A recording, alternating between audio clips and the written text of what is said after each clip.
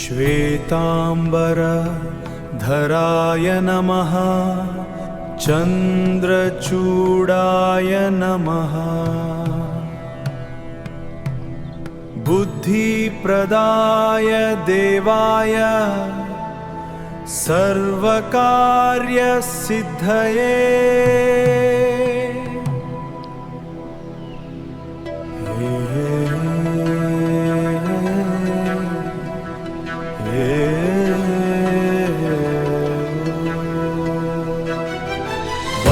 वक्रतुण्डाय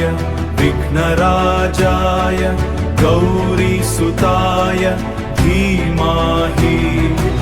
एकदन्ताय शुभकराय मङ्गलदेवाधीमहि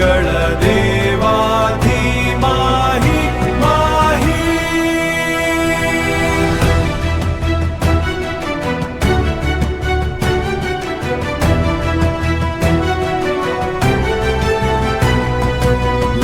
लम्बोदराय नमोऽस्तु ते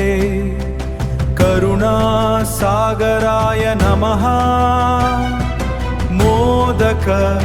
प्रियदेवाय भक्तहृदय वासाय भक्तहृदय वासाय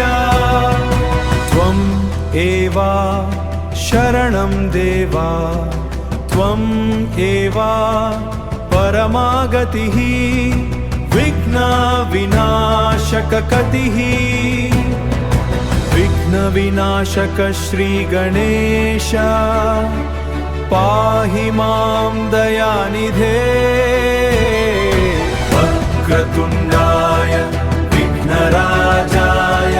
गौरीसुताय धीमहि एकदन्ताय शुभकराय मङ्गलदेवाधीमहि गणेश गणेश